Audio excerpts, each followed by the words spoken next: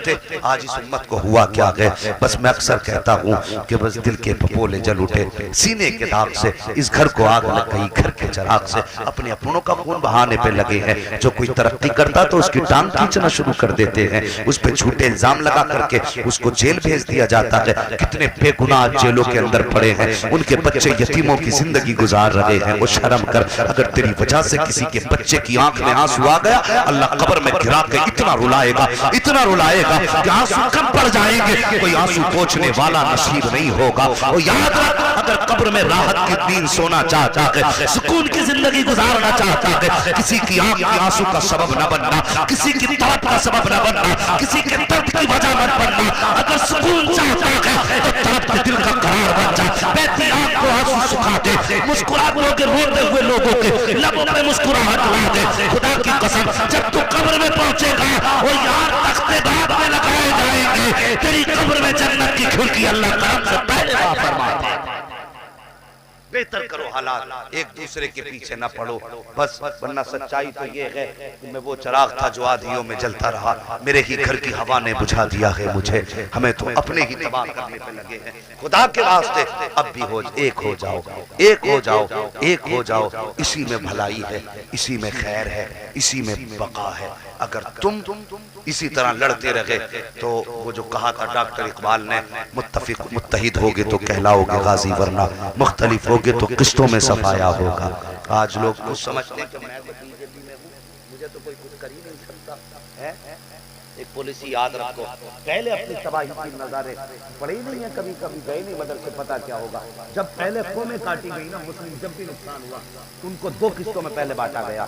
एक को मुखालिफीन ने, यहूद और नसारा ने बगल में दबाया और उसके सर पे हाथ रखा, हम तेरे साथ, और दूसरों को काट दिया। जब इधर वाले कट रहे थे तो इधर वालों ने सोचा हमारे साथ तो ये मेहरबानी कर रहे हैं, हमें कौन काटेगा। पहले इनको काटा गया, ये काट दिए गए। अब सोचा कि अब इनको भी काटना आसान है, बचाने वाला कोई नहीं। उसके बाद फिर इनकी गर्दनें काटी गई।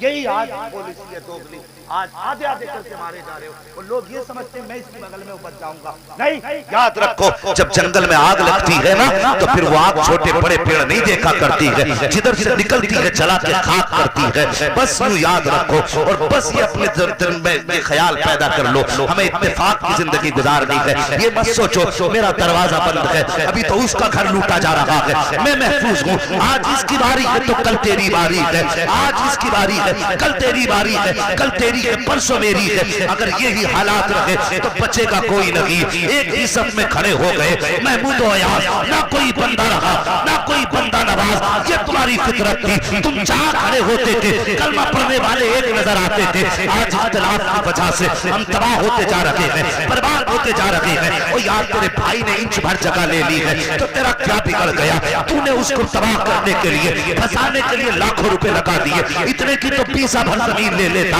जितना तूने जेल में डालने के लिए मेहनत की है। जाओ आज जाके कोर्टों में जाके देख लो, तहसीलों के चक्कर लगाओ, वकीलों के बिस्तर देखो। एक भाई इस वकील के बिस्तर पे है, कहता उसे अंदर डालना है। दूसरा भाई इस वकील के बिस्तर पे है, वो कहता पैसा जितना चाहो इसे अंदर डाल दो। और यार एक दूसरे को तबाह करने पे लगे हो। तुम्हें क्या लगता है तुम्हें कोई नहीं देख रहा है? अगर एक गरीब है उसका कोई सुनने वाला नहीं है तो याद रख, जिसका कोई सुनने वाला नहीं उसका सुनने वाला मदीने वाला मोहम्मद रसूलुल्लाह है। अगर तू गरीब को सताएगा और ये समझेगा कोई हमदर्द नहीं है तो ये तेरी काम खयाली है। जब भी गरीब तड़पता है मदीने से आवाज आती है, खंजर चले किसी पे तड़पते हैं अमीर, सारे जहां का दर्द हमारे।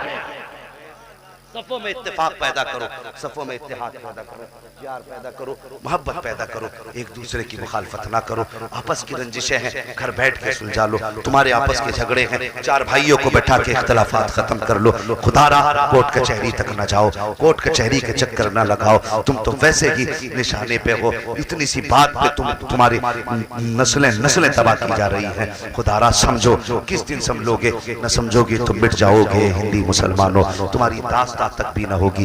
दास्तानों में मौला करीम हम सबको ताजदार बगदाद की खैरात अता फरमाए, हम सबको हुजूर गौसे पाक की दर की भीख अता फरमाए, और मौला करीम पूरी कमेटी को और हर आने वाले को ताजदार बगदाद के सदक़े में दोनों जहान की नेमतें बरकतें अता फरमाए। बस जो हुए अगलात उनको माफ फरमाए रब्बे कायनात। जिंदगी ने दिया साथ तो फिर होगी मुलाकात, चमन रहा फूल खिलेंगे, जिंदगी रही फिर मिलेंगे। मुसाफिर हैं हम भी, मुसाफिर हो तुम भी, किसी मोड़ पर फिर मुलाकात होगी। फकीरान आए सदा कर चले, सदा खुश रहो ये दुआ कर चले। सारे लोग कलमा शरीफ पढ़ लीजिए, ला इलाहा इल्लल्लाह मुहम्मदुर रसूलुल्लाह व मा अलैना इल्लल बलाग, अस्तगफिरुल्लाह रब्बी मिन कुल्लि ज़ंबि व अतूबु इलैहि। अस्सलामु अलैकुम व रहमतुल्लाहि व बरकातुहू।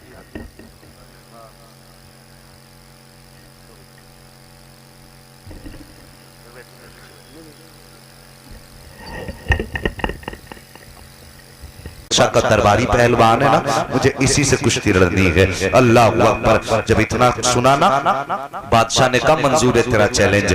दिन मुतय्यन किया गया, 3 दिन 4 दिन का, फला दिन फला वक्त में आ जाना, तुम्हारी कुश्ती करा दी जाएगी। अल्लाह अकबर। ये दीवाना कह के तो चला गया, लेकिन जुनैद बगदादी जब बिस्तर में लेटे ना, दिल कहने लगा जुनैद कुछ तो था उसके पास जो वो कह के गया है। यूं ही कोई इतनी आसानी से जुनैद को चैलेंज नहीं कर सकता। अल्लाह अकबर। करवटें बदल रहे हैं, रात भर नींद नहीं आ रही है, ये कुछ कह के गया है, इसके पास कुछ है जरूर। अल्लाह अकबर। फिर वो वक्त भी आया जिस वक्त को मुकर्रर किया गया था कुश्ती के लिए। पूरा मैदान सजाया गया, अखाड़ा सज गया। जुनैद की कुर्सी बादशाह के बगल में पड़ी है। बादशाह भी दरबार से उठा, मैदान में आ गया, लेकिन चैलेंज बहुत बड़ा था, इसलिए दूर दराज से लोग आने लगे। आज देखते हैं कोई है जिसने जुनैद बगदादी को चैलेंज किया है। ये सोच करके इसने आना आया है, और ये सोच करके लोगों ने आना शुरू किया है। बड़ी भीड़ लग गई। सूरज निकलते निकलते जहां तक नजर जाती थी सरों का सैलाब नजर आता था। इतनी लंबी भीड़ है, उसके आने का इंतजार होने लगा। जब वक्त करीब आया, दूर दूर तक कोई आने वाला नजर न आया। लोगों ने कहना शुरू कर दिया, बादशाह गलती कर बैठे हो, किसी अनजान आदमी पे भरोसा नहीं करना था। है कोई हिम्मत करने वाला जो जुनैद का सामना कर सके? तुमने एक नबी का इत्माद करके पूरी कौम को परेशान कर दिया है। लिहाजा अब ये फैसला सुना दिया जाए कि अब ये कुश्ती अब मंजूर कैंसिल की जा रही है, अब कुश्ती नहीं होगी। ये बातें हो रही थी, लेकिन जुनैद के चेहरे पे उदासी है। जुनैद बगदादी के चेहरे पे एक रंग आ रहा है, एक जा रहा है। अभी तक जुनैद के दिल को सुकून नहीं मिला है। लोगों में बातें होने लगी, कोई नहीं जो जुनैद का मुकाबला कर सके। अभी कहा ही जा रहा था कि दूर से अचानक गर्द उड़ती नजर आई। लोगों ने कहा ठहर जाइए, लगता कि ये कोई आ रहा है, इस आने वाले का इंतजार किया जाए। जैसी ही गर्द छटी है, लोगों ने देखा आने वाला कोई अजनबी नहीं था, वही शख्स था जो उस दिन चैलेंज करके गया था। अखाड़े में आने के बाद उसने कहा, बादशाह मैं आ गया हूँ, जुनैद को मैदान में भेजिए, मुझे कुश्ती लड़नी है। इतना सुनना था, हजरत जुनैद बगदादी के माथे पे पसीना आ गया कि आखिर कौन सी बात है, कौन सी ताकत है जो इसको हिम्मत दे रही है। आप जुनैद बगदादी कुर्सी से उतरे हैं। उतरने के बाद अखाड़े में आए, आने के बाद लोगों ने देखा, सब देख रहे थे, और सबका ख्याल ये था कि जुनैद पकड़ेंगे, उठा के पटकेंगे तो 3 हड्डियां टूटेंगी, कुश्ती खत्म हो जाएगी। लेकिन जुनैद जैसी मैदान में उतरे हैं, वही पहलवानों की तरह पहले हाथ बढ़ाया, हाथ मिलाने के लिए। जैसे हाथ बढ़ाया है, उस आने वाले ने जुनैद से कहा, जुनैद अपना कान आगे कीजिए, मुझे कुछ बात करनी है। बस इतना सुनना था। जुनैद बगदादी पे ऐसे जैसे हजारों बिजलियां गिर गई हो। जुनैद बगदादी ने अपना कान आगे किया और कान आगे करके कहा, पता कहना क्या चाहता है? उस आने वाले ने कहा था, जुनैद मैं कोई पहलवान नहीं हूँ, मैं कोई पेशावर कुश्ती लड़ने वाला नहीं हूँ।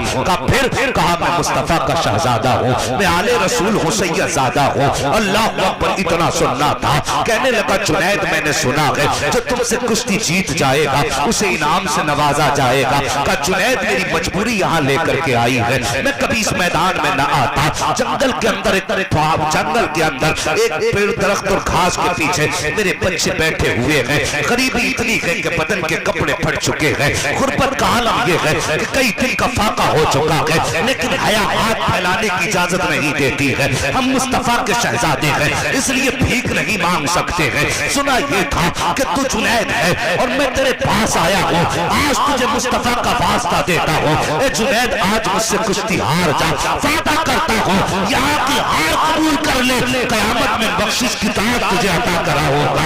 आज तो मुझसे हार जा, कयामत में नाना से शफाअत का ताज पहनवा दूंगा। इतना सुनना था, फिर क्या था, जुनैद के दिल की दुनिया बदल जाती है। जैसे आने वाले ने इतना कहा है, जुनैद बगदादी ने पहले तो वैसे जोर लगाए जैसे पहलवान जोर लगाया करता है, लेकिन नजर चमकने की देर की दुनिया ने देखा जुनैद नीचे लेटे हैं, शहजादा सीने पे बैठा हुआ है, सैयदजादा सीने पे था। लोगों ने कहा नहीं नहीं ये समझ में नहीं आया, दोबारा कुश्ती कराई जाए। फिर कुश्ती कराई गई है, फिर शहजादा सीने पे गए, फिर जुनैद नीचे गए। फिर लोगों ने कहा बात समझ में नहीं आ रही है, हो सकता है जुनैद का पैर फिसल गया हो, कुश्ती फिर कराई जाए। 3 मरतबा कुश्ती कराई गई, तीनों मरतबा जुनैद नीचे थे, शहजादा सीने पे था। अरे फिर क्या था, जिसने दरबारी पहलवान को पटक दिया हो, लोगों ने कांधे पे उठाया, इनाम की बारिश होने लगी, दुनिया जुनैद को ठोकर मार रही थी। ये समझ रहे थे जुनैद जलील हो चुका है, लेकिन खुदा की कसम दीवाने की नजरों को जहाँ देख रहा है, दीवाना खुदा जाने कहाँ देख रहा है। दीवाने को तहकीर से दीवाना ना कहो, दीवाना भी कुछ सोच के दीवाना बना है। लोग ठोकर मार के जा रहे थे, लेकिन जुनैद कह रहे थे अल्लाहू अकबर। जुनैद की नजरें बरस रही थी और दिल कह रहा था जब तक बिके न थे तो कोई पूछता न था, तुमने खरीद कर हमें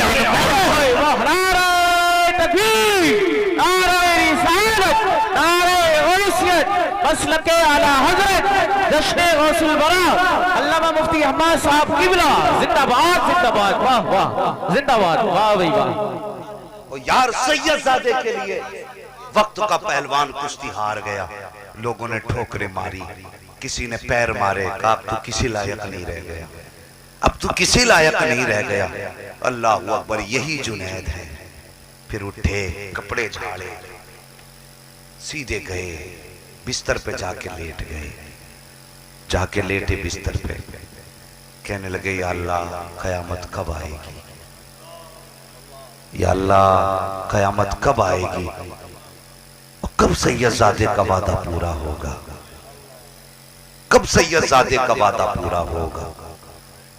दिल कहने लगा जुनैद जो शहजादा कह के गया सच भी कहा था कि नहीं, सच भी कहा था कि नहीं। अल्लाह अकबर, जब इतनी बात कही आंखों में आंसू आ गए, रोने लग गए, रोते रोते आंख लगी। ख्वाब में क्या देखते हैं, एक बादल मदीने की जमीन से उठा, एक बादल नजफ की जमीन से उठा। ये 2 बादल आए, पहले नजफ वाला बादल जमीन पे उतरा, उसमें से चांद सा चेहरा निकला और वो चेहरा मौला अली का चेहरा था। दूसरा बादल जो मदीने से आया था, अल्लाह अकबर, वो नूर का बादल, उसमें से जो चांद निकला ना, वो हजरत अब्दुल्ला का चांद था, वो अब्दुल्ला का चांद था। मेरे हुजूर आए, जैसी घर में कदम रखा, खुदा की कसम जिधर से वो गुजर जाए, आला हजरत कहते हैं उनकी महक ने दिल के खिला दिए हैं, गुंजे खिला दिए हैं, जिस राह चल दिए हैं कूचे बसा दिए हैं, जिंदाबाद बसा दिए हैं, बसा दिए हैं। आए घर खुशबूदार हो गया, जुनैद की आंख खुल गई। क्या देखा, जो आंख ख्वाब में देख रहे थे वो आंखों के सामने मौजूद थे। अल्लाह अकबर, उठे, हुजूर को देखा, कदमों से लिपट गए। या रसूल अल्लाह आप कहा, हाँ का कैसे आना हुआ। कहने लगे जुनैद ये सोच रहा था ना कि कयामत कब आएगी, मेरे बेटे ने जो वादा किया है वो पूरा कब होगा। फरमाते जुनैद कयामत तो जब आएगी आएगी, हम बेटे का किया हुआ वादा आज ही पूरा करने आ गए हैं। अल्लाह अकबर, ये कहा और आका फरमाते जुनैद तूने मेरे बेटे के लिए अपने वक्त की जो तेरी कुर्सी थी वो कुर्बान कर दी, आज तुझे वो कुर्सी दे के जा रहे हैं कि दुनिया का बड़े से बड़ा बादशाह तेरी चौखट पे आके सलाम करेगा।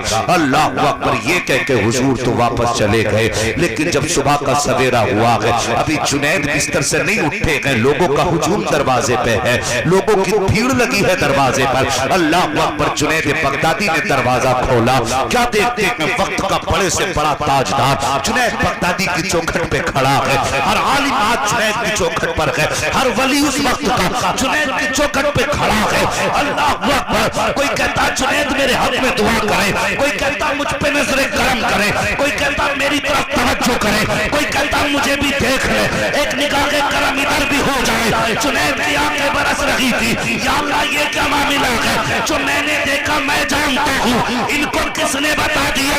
एक कोने से आवाज आई, जुनैद हम कभी झूठ नहीं बोला करते, जब मुल्क देखा था वो कोई और न था बल्कि मुस्तफा का शहजादा नहीं, सैयद साहब खड़ा। जिंदाबाद जिंदाबाद, वाह वाह, इनसे वाह, प्यार वाह। करो, आज ये तुम्हारे घर के मेहमान बने हैं, और फिर इनसे वफा करना तेरी जिम्मेदारी नहीं, इनसे वफा करना तेरी जिम्मेदारी नहीं। आज ये आए हैं जिनके बारे में बरेली के इमाम कह के गए हैं, कैसे आकाओं का बंदा हूं। बोल बाले मेरी सरकार हो गई, बोल बाले मेरी सरकार हो गई। ये आए हैं, आज इनकी हमें खिदमत करनी है। वो लोगों ये उसी नस्ल से ताल्लुक रखते हैं जिस नस्ल से वो से पाक ताल्लुक रखते हैं। वाह वाह वाह, समझ रहे मेरी बात, ये उसी नस्ल से ताल्लुक रखते हैं।